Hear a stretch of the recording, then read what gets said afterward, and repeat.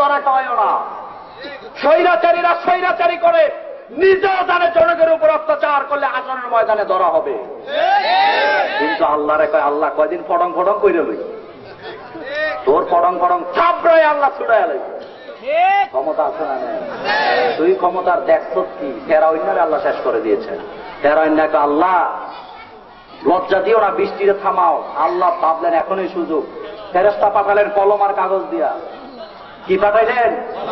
কলম আর কাগজ দিয়ে আসলেন। এসে বললেন, ফেরাউন কি হয়েছে? আল্লাহর নাজ নিয়ামত খাওয়ার পর আল্লাহকে যারা রব মানে না, তাদের শাস্তি কি হওয়ার দরকার? এখন হুশ নাই, এদিক সেদিক তাকায় কয় তারে পানিতে ওই যে নীল নদীতে নিয়ে সুবানের দরকার। নিজের কথায় নিজে ধরা। ফেরেশতা কয় লিখে দে। কি কর? লেখ।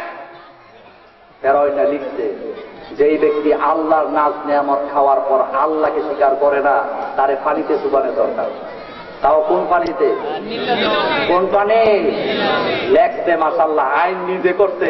কয়দিন পরে যে এই আইন নিজের গলায় রাখবে এটা তো খবর নাই। কথা ঠিক না? ঠিক বলে। সুতরাং আইন করতে হুট, যে আইন করে তুমি যাবা, এই আইন একদিন তোমাকে ফাঁসির কাছে ঝুলিয়ে দিতে পারে।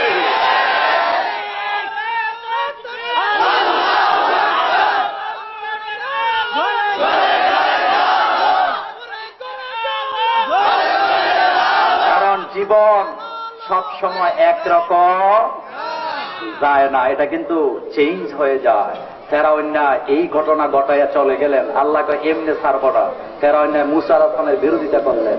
স্বপ্নে দেখতে রাতের বেলা মুসা আইব, গণপ্রাণের বুদ্ধিজীবীরা ডাকালেন। বুদ্ধিজীবীরা কয় মুসা নামে একজন আসবেন, তোমাকে শেষ করে দিবে। ফেরাউন কয় 144 তারা মুসা যাতে দুনিয়াতে আসতে না পারে। এটা কার কথা?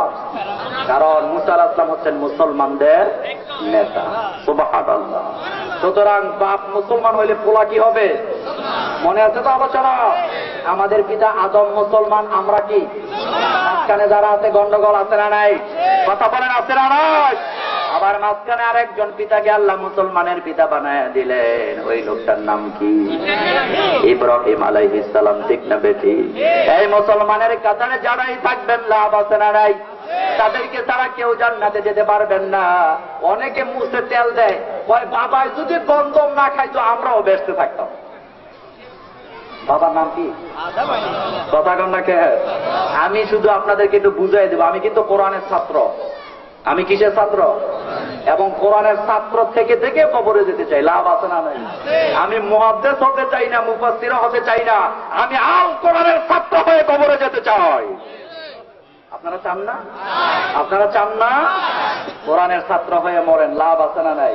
তবে হেডাম দেয় না যে কোরআন সব পড়ে ফেলছি। অনেকে কয় বাবাই যদি গন্ধম না খাইতো আমরা ব্যস্তেই থাকতাম। অথচ ওনার খবর নাই সূরা বাকারা আল্লাহ বলেছেন, ইন্নী জাইলুন ফিল আরদে খলিফা, আমি জমিনের জন্য খলিফা বানাই। আদম আলাইহিস সালামকে আল্লাহ জান্নাতের জন্য আসলে বানানি। এটা কি আমার কথা না কোরআনের কথা? খেয়াল করেন, আল্লাহ আদম বানাবেন। ওয়াইয ক্বালা রাব্বুকা লিল মালাইকাতি ইন্নী জাইলুন ফিল আরদে খলিফা। আল্লাহ ফেরেশতাদেরকে ডাকলেন, ডেকে বললেন আমি জমিনের জন্য খলিফা বানাবো। আল্লাহ তো বলতে পারতেন ইন্নী জাইলুন ফিল জান্নাতে খলিফা।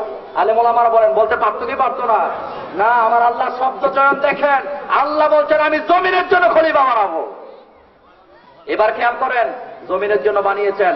আদম আলাইহিস সালামকে আল্লাহ জান্নাতে বানিয়ে একা রাখলেন না বিবি সহ দিলেন? একা মানুষ বাস করতে পারে? বিবিকে সহ দিলেন আল্লাহ, দিয়ে বললেন ইয়া আদম উসকুন আনতা ওয়া যাওজুকাল জান্নাতা ওয়া কুলা মিনহা রাগাদান হাইসু শি'তুমা ওয়া লা তাকরাবা হাযিহিস শাজারাতা ফাতাকুনা মিনাজ যালিমিন। আল্লাহ বললেন আদম তুমি তোমার বিবিকে নিয়ে জান্নাতে থাকো। তাফসীরের ভিতরে এসেছে একদিন দুই দিন নয়, জান্নাতে আদম আলাইহিস সালাম বিবি হাওয়াকে নিয়ে 3500 বছর ছিলেন। সুবহানাল্লাহ। কত ইচ্ছা হলো না ভাইরা? কয় বছর? এইবার আপনারা আমার কথা জবাব দেন, 3500 বছর জান্নাতে ছিলেন, সন্তান কয়টা হয়েছে? ভাইরা বলেন না আপনারা, কয়টা হয়েছে? একটাও না। তার মানে বুঝাই দিতে আল্লাহ জান্নাত সন্তান জন্ম দেওয়ার জায়গা না। সন্তান জন্ম দিতে হইলে কোথায় যাওয়া লাগবে? কোথাও বলেন কোথায়? আমরা জানতে চাইলাম আল্লাহ কিভাবে ঘটনা ঘটাইলাম? আল্লাহ বলেন জান্নাতে আদম একটা সন্তান জন্ম দিতে পারে নাই, দুনিয়াতে যাওয়ার পরে জোড়ায় জোড়ায় আছে না নাই? সূরা নিসার প্রথম আয়াত আল্লাহ বলছেন, ইয়া আইয়ুহান নাসু তাকু রাব্বাকুমুল্লাযী খালাকাকুম মিন নাফসিন ওয়াহিদা ওয়া খালাকা মিনহা যাওজাহা ওয়া বাসসা মিনহুমা রিজালান কাসীরান ওয়া নিসাআ ওয়াত্তাকুল্লাহ। আল্লাহু আকবার। আল্লাহ বলেন আমি একজন বানাইছি, একজন থেকে দুইজন তোমার স্ত্রীকে বানিয়ে দিয়েছি, দুইজন থেকে বাচ্চা মিনহুমা রিজালান কাসীরান ওয়া নিসাআ, হাজার হাজার মানব সন্তান আমি দুনিয়াতে ছড়িয়ে দিয়েছি। আল্লাহু আকবার। বানাইছে কে তাই? মুখে তেল দিয়ে না, বাবাই যদি না খাইতো। এবার আসল জায়গা যান, বাবাই বন্ধন দুনিয়াতে খাইছে না জান্নাতে খাইছে? কিন্তু তাওবা করছে কোথায়? ঘটনা বুঝাইছে? এবার তাওবা করার জন্য কোথায় আসা লাগবে? কোথায়? যারা আল্লাহর জমিনে আসার পরে তাওবা করে তারা হলো আল্লাহর গোলাম, যারা তাওবা করে না করে দুনিয়া থেকে চলে যায় তারা হলো শয়তানের গোলাম। সুতরাং গোলাম কার হবে? মুখে তেল দিয়ে না যে আদমের সন্তান হইলেই আল্লাহর গোলাম হওয়া যাবে, প্রশ্নই আছে না। শয়তান আল্লাহকে চ্যালেঞ্জ দিলেন। শয়তান তিনি ফেরেশতাদের জাতি ছিলেন না, পেট লাগাই না। নোট করেন, তাফসীরে ইবনে কাসির সূরা বাকারা তাফসীরের ভিতরে এসেছে ফেরেশতাদের মধ্যে আর জিনদের মধ্যে একটা যুদ্ধ হয়েছিল। 3-4-5টা হাদিস একসাথে এসেছে ইবনে আব্বাসের বর্ণনায়। ফেরেশতাদের সাথে জিন জাতির একটা কি হয়েছে? যুদ্ধ হয়েছিল। সেই যুদ্ধে ফেরেশতারা বিজয় লাভ করার পর ওই জিন জাতি থেকে একটা বাচ্চা ফেরেশতারা নিয়ে গেছিল, নাদুস নুদুস চেহারা। বাচ্চার নাম ছিল আযাজিল। কথা বুঝেন তো? কি নাম? এই আযাজিল একটা পর্যায়ে ফেরেশতাদের কি হয়ে গেছে? ইমাম হয়ে গেছে। আল্লাহ কিন্তু জানেন ঘটনা আসলে কি। নাহুতে একটা কায়দা আছে, যারা নাহু তরফ পড়েছেন তারা বুঝবেন। সেখানে একটা কায়দা আছে, আল জিনসু ইয়ামিলু ইলাল জিনস। প্রত্যেক জিনিস তার আসলের দিকে ধাবিত হয়। কথা ঠিকটা বেশি? এখন আল্লাহ বললেন, এই তোকে কে নিষেধ করলো আমার আদমকে সেজদা দেওয়ার জন্য? এক খালাকতানি মিন নার ওয়া খালাকতাহু মিন তিন। আপনি হেরে বানাইছেন মাটি দিয়া, আমারে বানাইছেন আগুন দিয়া। আনা খায়রুম মিনহু, আমি কি তার থেকে উত্তম নই? আল্লাহ কয় উত্তম না খারাপ এটা আমি ভালো করে বুঝি। আচ্ছা আপনারা বলেন, সব মানুষের দাম আছে না নাই? তবে সবার সব জায়গায় দাম থাকে না। এক একজনের জায়গায় আল্লাহ এক একজনকে দাম দিয়েছে। কথা ঠিক না বেঠিক? কথাটা খেয়াল করেন। আল্লাহ সূরা বনী ইসরাঈল বলেছেন, উনজুর কাইফা ফাদ্দালনা বা'দাহুম আলা বা'দ। আমি আমার প্রত্যেক গোলামকে মর্যাদা দিয়েছি, তবে এক একজনের মর্যাদা এক এক জায়গায়। সুবহানাল্লাহ বলবেন না? রিকশাওয়ালার দামও আছে না নাই? একটা উদাহরণ দেই, এটা হাদিসের কথা না, আমার ব্যক্তিগত মত। আপনারা ঢাকা থেকে আসার পর কোন স্টেশনে নামেন?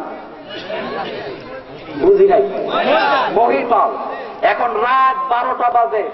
আপনাদের এলাকার বড় সাপ ঢাকা থেকে আসছে। রাত তখন কয়টা? ফুটফুট করে বৃষ্টি হচ্ছে, অন্ধকার রাত্র। ওখানে নেমে দেখে আপনাদের এলাকায় আবুল্লাহ একটা রিক্সা লয়ে বয়ে রয়েছে। কথা বুঝেন তো? রাত কয়টা? বৃষ্টি আছে না নাই? অন্ধকার আছে না নাই? সাহাবাইতে কোত্থেকে? 10 তলাতে নাইমে আইছে। এখন আপনারা বলেন তো, ওই স্টেশনে আবুল্লাহর দাম বেশি না সাপের দাম বেশি? আল্লাহু আকবার। কার দাম বেশি? আবুল্লাহ যদি কয় সাপগিরি দেখান, বাপটা হের পরে নেব। এদিক সেদিক টাকায় দেবো, তুই আমার বাপ লাগা এরপরে লয়ে যা। মাইন্ড করে না, ব্যাপারটা তো এমন হই। আচ্ছা আপনাদের দেশের গ্রামের আবুল্লাহ বিয়ে করবে, আমার সভাপতিরও দাওয়াত দিতেন, আমাদের প্রধান অতিথিদেরকেও দাওয়াত দিতেন। এখন সবাই যদি তুই আবুল্লাহ তুই যাওয়ার দরকার নাই, তুই বাইর থাক, আমরা তোর বিয়ে খাইতে গেলাম। মেয়ে বাড়িতে গেলে খানা দিবে? কি দিব? জনমের শিক্ষা উত্তম মাধ্যম আছে না নাই? সুতরাং এক একজনের এক এক জায়গায় মর্যাদা দিয়ে দিয়েছেন কে? আল্লাহ দিয়েছেন। সুবহানাল্লাহ। তবে সবচেয়ে বেশি মর্যাদা সেই লোক যেই লোক গোলামি করে কার?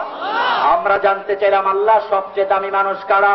আল্লাহ বলছেন আত্তাইবুনাল, যারা পারেন পড়েন, আত্তাইবুনাল আবিদুনাল হামিদুনাস সাইহুন রাকিউনাস সাজিদুন আমিরুনা বিল মারুফ ওয়া নাহাউনা আনিল মুনকার ওয়াল হাফিজিনা লিহুদুদিল্লাহ ওয়া বাশশিরিল মুমিনিন। আল্লাহু আকবার।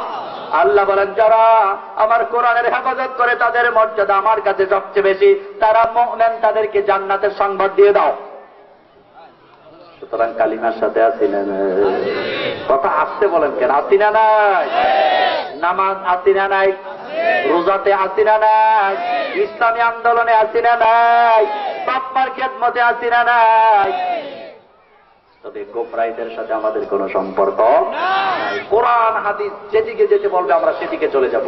তো আমার বক্তব্য ছিল আদম আলাইহিস সালাম মুসলমান আমরাও হতে হবে, না হইলে অসুবিধা আছে না নাই? আচ্ছা আপনারা বলেন বুয়া বাড়ির পোলা বুয়া হবে কি হবে না? বুয়া বাড়ির পোলা কি চৌধুরী লাগবে না বুয়া লাগবে? মোল্লা বাড়ির ছেলে মোল্লা লাগবে না চৌধুরী লাগবে? বাপ যেটা পোলাও বাপ মুসলমান, আমরা কি বুঝে আসছে তো?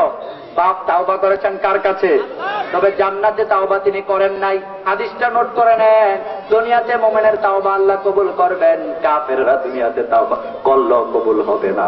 তবে তারা হাসরের ময়দানে তাওবা করবেন, তাদের তাওবা আল্লাহ কবুল করবেন।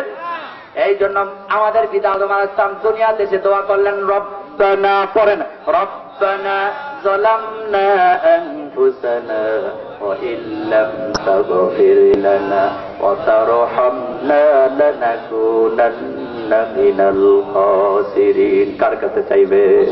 আল্লাহ কবুল করুক, আমরা বলি আমিন। সুতরাং কোন দলাদলি নাই, আমরা সবাই কার দল? কয় দল? সুতরাং যারা কোরআনের বিরোধিতা করবে, ইসলামের বিরোধিতা করবে, নবীর বিরোধিতা করবে, আমাদের কোন দল নাই। কাঁধে কাঁধ মিলে তাদের বিরুদ্ধে দুর্গার আন্দোলন গড়ে তোলা হবে। রাজি আছেন মুসলমান? কারা কারা রাজি? দুহাত তুলে আল্লাহকে দেখান।